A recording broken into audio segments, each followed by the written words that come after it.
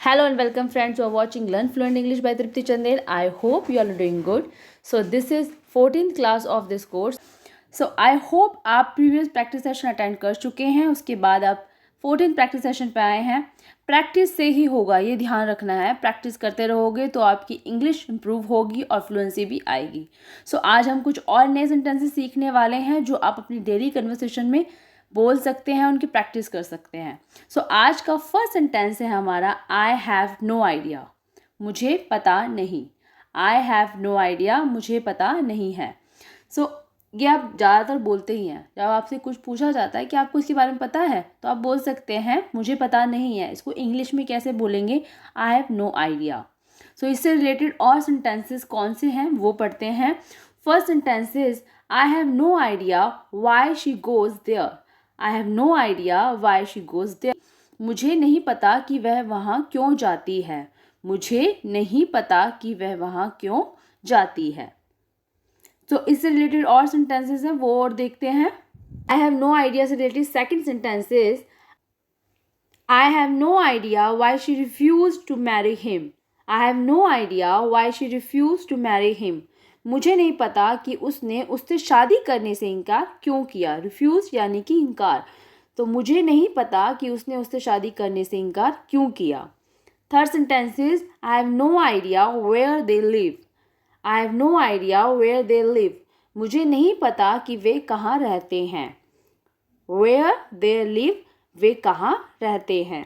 इससे रिलेटेड और सेंटेंसेस हैं वो देखते हैं. Fourth sentence is I have no idea when he left the office. I have no idea when he left the office. मुझे नहीं पता वह कब ऑफिस से निकला. वह कब ऑफिस से निकला. Fifth sentence is I have no idea why she doesn't talk to me. I have no idea why she doesn't talk to me. मुझे नहीं पता वह मुझसे बात क्यों नहीं करती. मुझे नहीं पता वह मुझसे बात क्यों नहीं करती. आई होप आपको समझ आ गया होगा आई हैव नो आइडिया का मतलब क्या है. मुझे नहीं पता या मैं नहीं जानता इस बारे में. तब आप इसको यूज़ कर सकते हैं और इसको कनेक्ट करके दूसरे सेंटेंस से आप इसको पूरा एक मीनिंगफुल सेंटेंस बना सकते हैं. I have no idea why she doesn't talk to me, यानी कि मुझे नहीं पता वह मुझसे बात क्यों नहीं करती. और सेंटेंसेस और बना सकते हैं. ये 5 सेंटेंसेस हैं. आप 5 और सेंटेंसेस बनाइए, प्रैक्टिस कीजिए. कीप प्रैक्टिस, तभी आप इंग्लिश बोल पाएंगे. इंग्लिश बोलने के लिए प्रैक्टिस करना बहुत ज़रूरी है. ये प्रैक्टिस सीरीज़ है जो आपके लिए आपकी इंग्लिश इम्प्रूव करने के लिए बहुत बेनिफिशियल है. तो आप इन वीडियो को और इन पूरी सीरीज़ को देखिए और इनको प्रैक्टिस कीजिए. So let's move to another slide. Meaning क्या होता है? चलो इससे related first sentence is let's repair the car first. Let's repair the car first. पहले कार की मरम्मत करते हैं.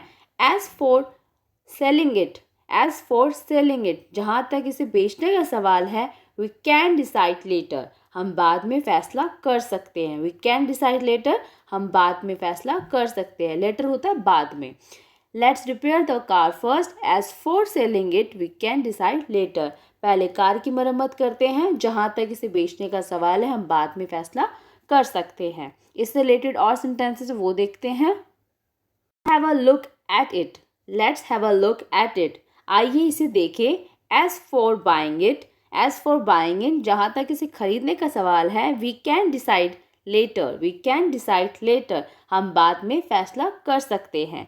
Let's have a look at it. As for buying it, we can decide later.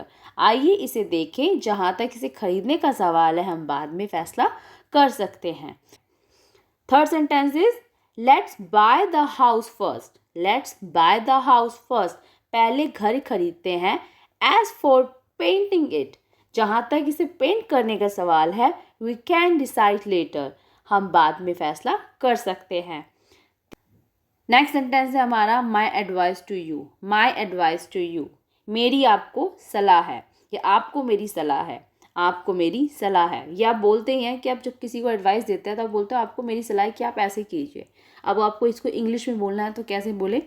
First sentence is my advice to you is to be careful. My advice to you is to be careful. मेरी आपको सलाह है कि आप सावधान रहे. Careful होता है सावधान. मेरी आपको सलाह है कि आप सावधान रहे.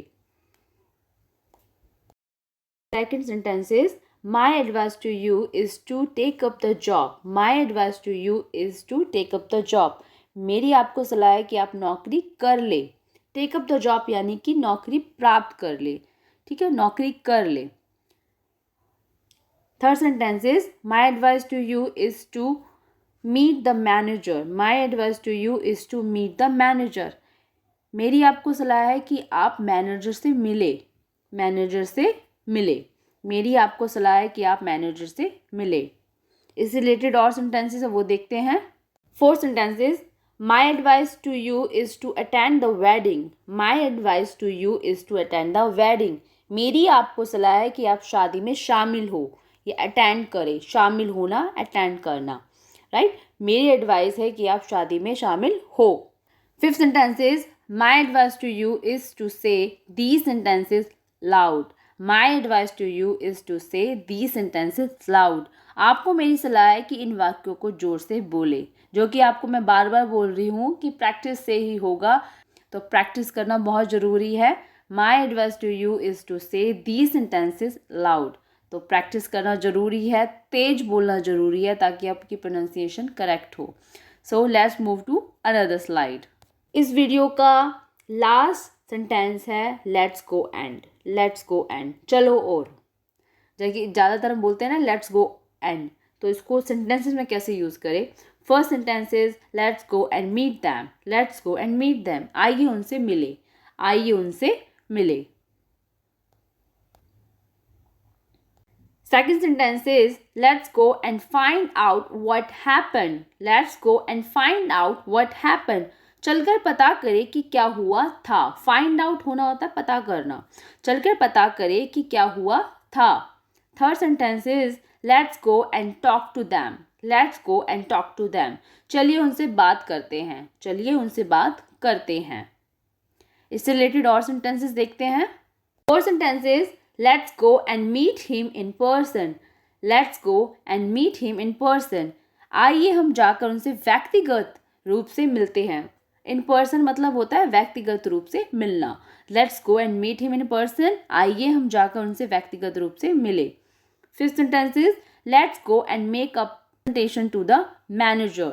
Let's go and make a representation to the manager. चलो और प्रबंधक को एक प्रतिनिधित्व करते हैं. रिप्रेजेंटेशन होता है प्रतिनिधित्व करना. चलो और प्रबंधक को एक प्रतिनिधित्व करते हैं. आई होप आपको पूरी क्लास समझ आ गई होगी, सारे सेंटेंस समझ आ गए होंगे. प्रैक्टिस कीजिए, 1 से 2 बार बोलिए, लाउडली बोलिए और उनको यूज़ करना शुरू कीजिए. देखिए आप वीडियो देख रहे हैं, सुन रहे हैं, उसका फ़ायदा कुछ नहीं होगा जब तक आप इनकी प्रैक्टिस करके अपनी डेली कन्वर्सेशन में यूज़ नहीं करते. तो प्रैक्टिस कीजिए, 1 से 2 बार उनको सुनिए और फिर उसके बाद लाउडली बोलिए. ठीक है, प्रैक्टिस से ही होगा. ये चीज़ अपने जहन में डाल लीजिए, बिना प्रैक्टिस के आप इंग्लिश नहीं सीख सकते. Keep learning and keep watching learn fluent English by Tripti Chandel. Channel को सब्सक्राइब कीजिए, बेल को हिट कीजिए, बहुत सारा प्यार दीजिए, बहुत सारी लाइक्स के थ्रू. सो मिलते हैं नेक्स्ट क्लास में.